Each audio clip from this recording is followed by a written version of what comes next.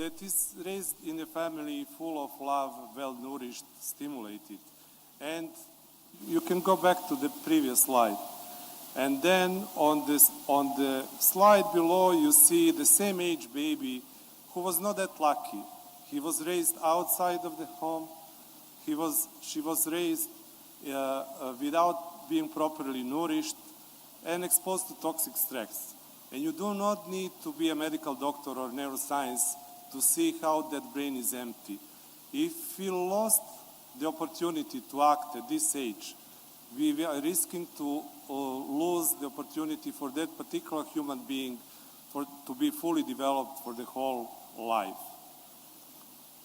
Next, please. We also know today that many factors are threatening early childhood development. Many factors like poverty and stunting have harmful and long-lasting negative effects on child development. We also know that extreme poverty and multidimensional poverty increases children's likelihood and exposure to multiple adversities, including family stress, food insecurity, child abuse and neglect, and so on. And we also know as a fact that as the number of these factors increases, the severity of the impact on brain development also rises. Next, please. This morning, many of our distinguished speakers talk about the arguments why we need to increase investment in early childhood. Today, thanks to longitudinal study completed in many parts of the world, including in our own region, we know that investment in early childhood leads to better health, enhanced learning, and poverty reduction. We know today that many of adversities that we are facing as adults, like cardiovascular diseases, alcoholism, diabetes, and so forth, are rooted in toxic stress in early years. We also know that early childhood education is a cost-effective way to improve learning for children, to reduce dropout, improve learning outcomes. Children who are attending quality early childhood education program are less likely to repeat, and so forth. We also know that quality early learning opportunities leading to improved labor market outcomes. And the availability of these high-quality services can generate strong positive spillovers, like increased participation of older siblings in school and mothers in the labor force. We also heard that investing in early childhood is a smart investment. Return to investment is from each dollar put in this type of programs, depending on the quality, the return can be up to $18. Think about that. There is a huge return to investment that you will not find in any of private business as well.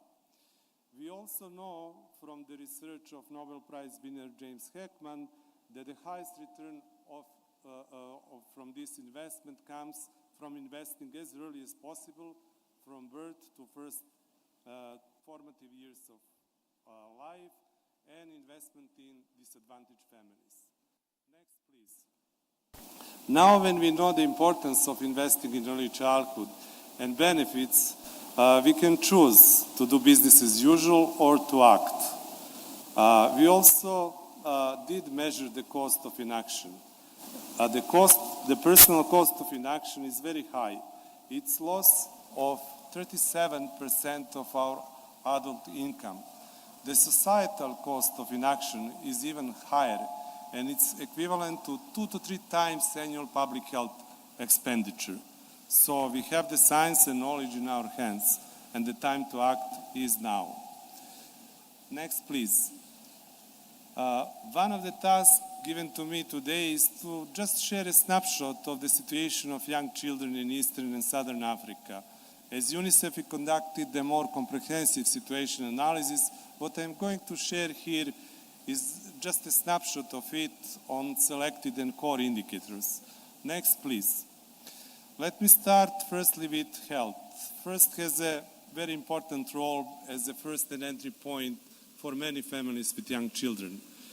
And let us look at the coverage with some essential health interventions during the formative years of life. We can see that half of all women receive the recommended level of antenatal and postnatal care in Eastern and Southern Africa.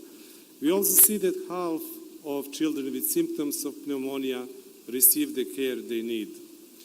We also see that 3 out of 4 children benefit from traditional vaccines. So in summary, one can say that glass is half full. What is worrisome is that women and children living in the poorest rural households have much fewer chances to benefit from these services. Also, what is worrisome from our end is that we still have 4 million children in our region that have not received any of the vaccines, indicating that they didn't benefit from any other social service as well. Next, please. Do you know that 60% of all food that we take in first years of lives go actually to brain development? Just indicated how important proper nutrition in these first formative years of life is. So exclusive breastfeeding, followed by diverse nutritious complementary feeding, is essential for child development. What can we say, what is the situation today in our region? We see that on average, 55% of children are exclusively breastfed. I know that in Burundi, you are leading, the percentage is much higher, and that is very commendable. This is a solid start in life, though it can be improved. The issue starts later in life when only half of the children are fed with the minimum frequency required for the development. Furthermore, the prevalence of stunting is still high. We have 26 million under 5 children suffering from stunting. So-called triple burden of malnutrition, stunting, hidden hunger, and overweight is threatening and continue to jeopardize children's ability to survive and thrive. Next, please. We heard today from Burundi that access to early childhood education due to some policy measure increase significantly, and that is really commendable. Unfortunately, looking at the region as a whole, we see that despite the benefits, we know today that 7 out of 10 children are still missing early childhood learning opportunities. And again, the most vulnerable children who would reap the greatest benefit are the least likely to be enrolled. Next, please. We also heard a lot, including from His Excellency, the President of the Republic of Burundi, how home environment, family environment, loving environment is essential to raise the child. When we look at the situation in our region today, we see that 2 out of 5 children on average receive adequate early stimulation and responsive care at home. We also know that 1 out of 3 children had been left home alone or in the care of another child below 10 years of age, which is considered as a risky behavior, exposing that particular child to multiple risks, including child abuse, neglect, and injury.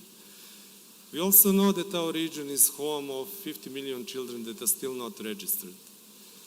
While we recommend the positive and non-violent parenting techniques in bringing young children, unfortunately, in our region, more than 80% of children experience violent discipline at home. To be fair, this is not only in our region. We see this figure worldwide.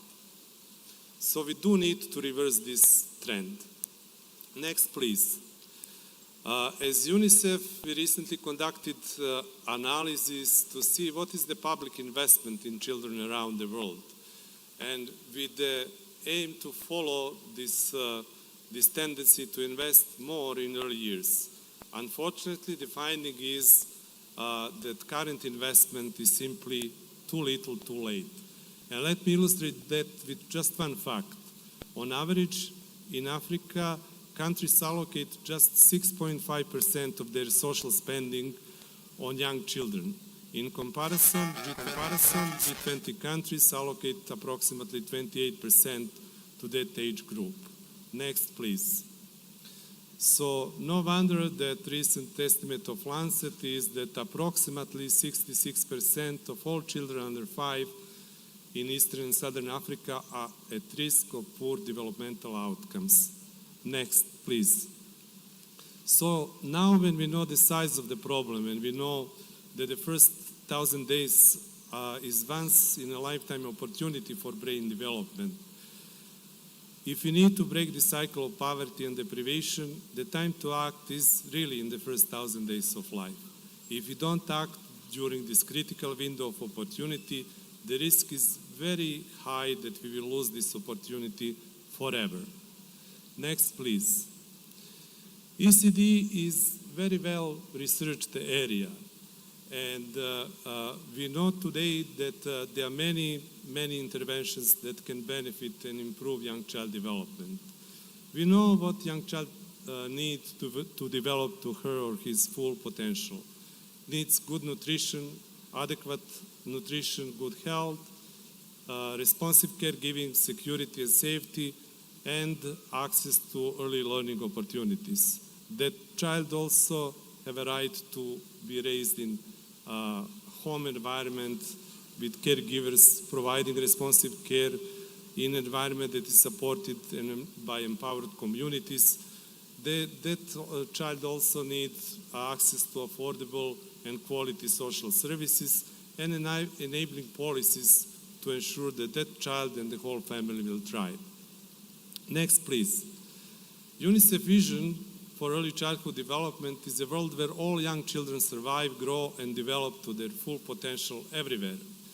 To achieve this vision, we need to strengthen the policies, expand programs and services, and find a way how best to support parents and caregivers in providing their caregiving role.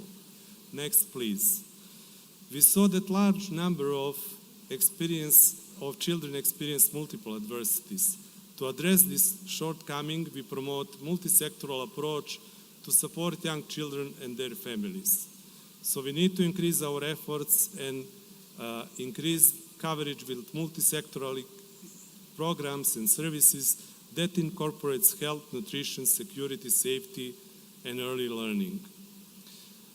Let me start with some example what can we do to boost holistic child development in each of social sectors. Next, please.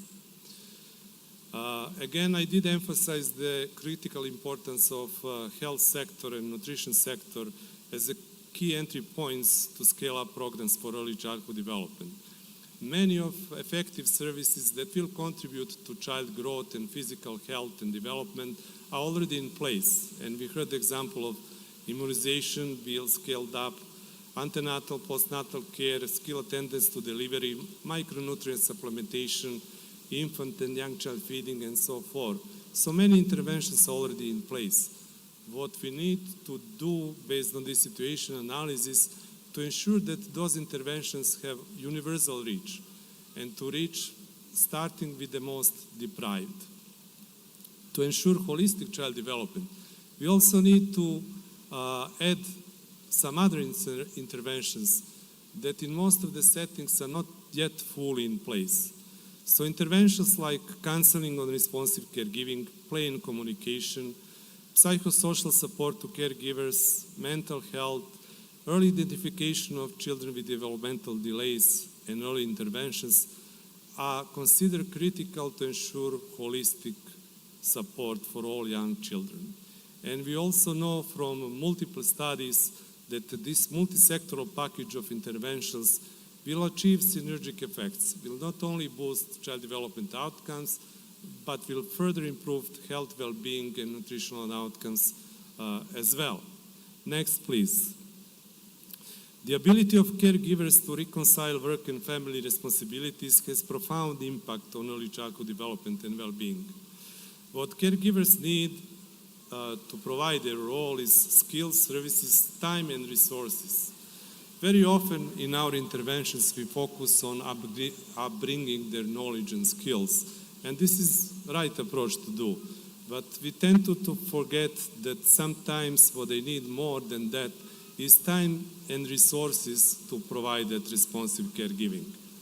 So UNICEF calls on governments and partners to redesign the workplace of the future and to ensure that each caregiver is entitled of at least 6 months of paid parental leave, including in informal sector, to ensure breastfeeding facilities at workplace, to to ensure that caregivers also have affordable, accessible, and quality childcare services available for them and young children, and to ensure that child grants that support all families with young children are reaching the one most in need.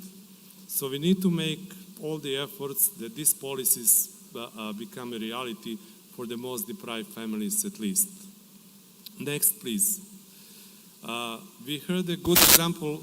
Yeah, this is just a slide showing that all of us at one point of life needed support,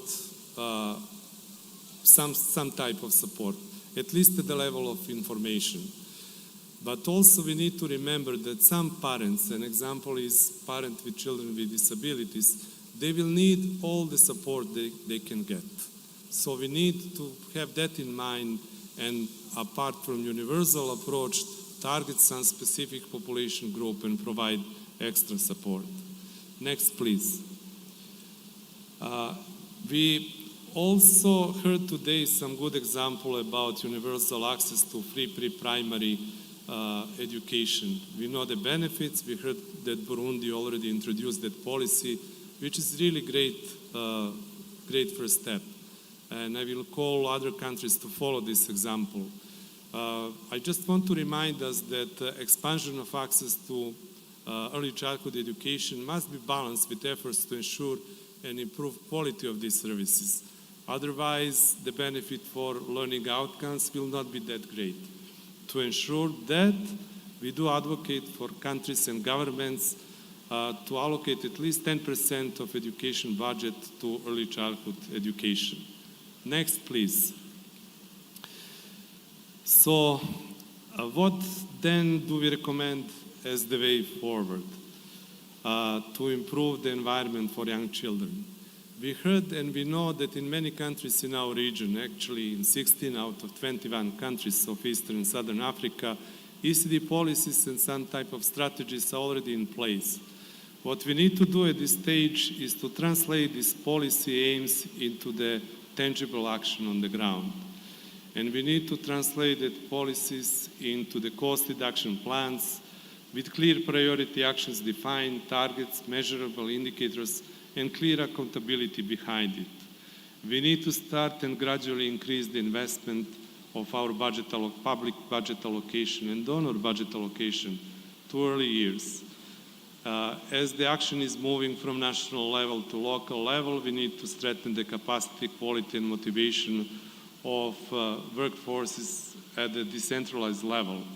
And as we were reminded by His Excellency the President of Burundi, how important the culture is in upbringing young children, we need to find a way to mobilize the community to participate in the planning and delivery of all these services. Next, please. In conclusion, I would like to say that the link between early childhood development and equity, productivity, wealth creation, sustainable growth, and more peaceful society and future is well established. And UNICEF remains at the forefront of the call for action and commit its resources and convening power to support this agenda. On this slide, we see how important it is to engage the whole society to deliver results related to early childhood development, including not only government, but also civil society, multilateral organizations, bilaterals, media, academia, and so forth. Next, please. If I need to summarize the whole presentation in just a couple of points, let me say that we need collectively to increase investment in early childhood development across all social sectors and starting from the youngest and the most deprived. If we change the beginning of the story, we will change the whole story. Thank you.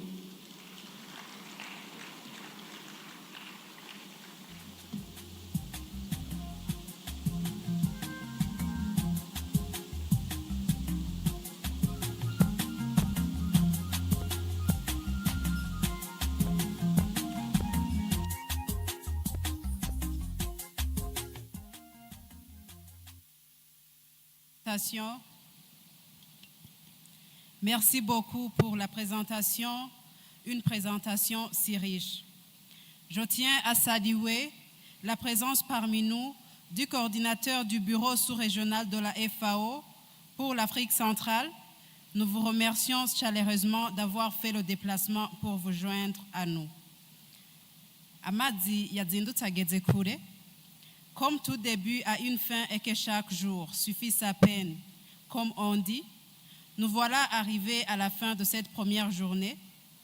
Et tout comme nous l'avons commencé, nous allons la clôturer par une prière de remerciement. La suite du programme, incluant les panels et les discussions autour des différentes présentations, aura lieu demain. En lieu et place du comité d'organisation, je vous remercie sincèrement pour le temps que vous nous avez accordé en ce premier jour de la 5e édition du Forum de haut niveau des femmes leaders. J'invite Madame Ambassadeur Isabelle Ndahayo à nous accompagner pour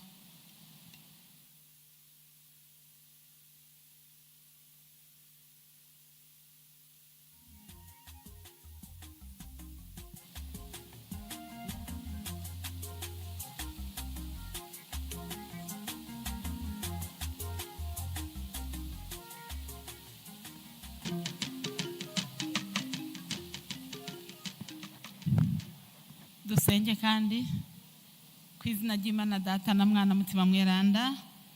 Mana mushobora byose, Mana wadushoboje gushika kuri iyi saha, wadushoboje ku byabaye byose kuva aho bwakereye. Mana ntidukekeranya ko ibyo twaciyemo byose ari wowe wabikoze, nubihererwe icubahiro. Turagukengurukiye cyane ko wabandanyije kutubungabunga, ibyo twagusabye dutangura wabiduhaye, nubihererwe icubahiro. None turashitse kuri iyi saha nziza, tugomba tube turagarukirije ngaha. Mana urabibona biko bigenda nk'uko wowe nyene wabishatse, nuhabwe icubahiro. Turakwinginze rero ngo ubandanye kubana natwe mu bikorwa byose bibandanya kuri uyu munsi, mu ngendo zose tuza gufata, mu mihani wacu Mwami, ubandanye utuzigama, ubandanye ubana natwe, ubandanye uzigama igihugu cyacu cy'u Burundi, ubandanye uzigama indongozi zacu ziza z'u Burundi, igihugu cyacu ciza waduhaye. Mana uzigame indongozi kuva hejuru gushika hasi, uzigame nyine icubahiro umukuru w'igihugu cyacu cy'u Burundi n'umutambukanyi wiwe, ubandanye ubasiga amavuta. Izindi ndongozi zose Mwami nazo uzigirire neza, abo bose bari ku kivi Mwami ubandanye ubahezagira mu izina rya Yesu Kristo umushobora byose. Urabe ibibondo by'u Burundi, uturabe twese nk'abavyeyi, ubandanye duha intege kugira ngo koko ivyiyumviro turiko turahabwa ngaha Mana byo gufasha urwaruka rwacu kugira ngo ruzobemwo uburundi bwiza bw'ejo, bizobe iby'akamaro mu Burundi bw'ejo, bishobore kuja mu ngiro Mwami, bishobore kuguhesha icubahiro. Tubigusabye rero tukwizigiye kuri Imana yumva kandi yishura, ni mu izina rya Yesu Kristo umushobora byose tubisabye, amen. Ku izina ry'Imana Data na Mwana na Mutima Mweranda, amen.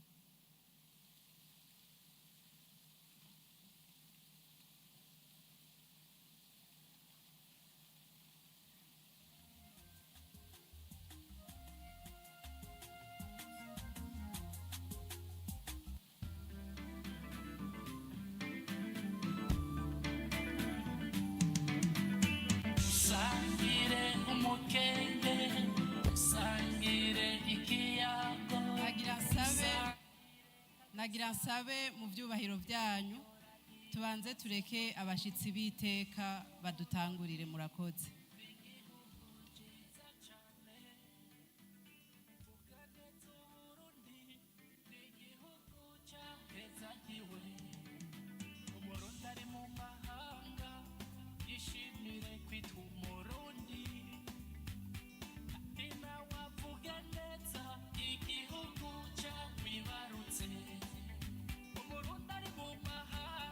Ejo umwanya wo gutangura ni saha 2 zo mu gatondo.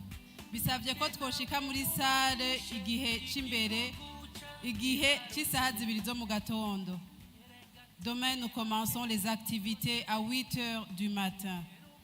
Nous commençons les activités à 8h du matin. Merci beaucoup.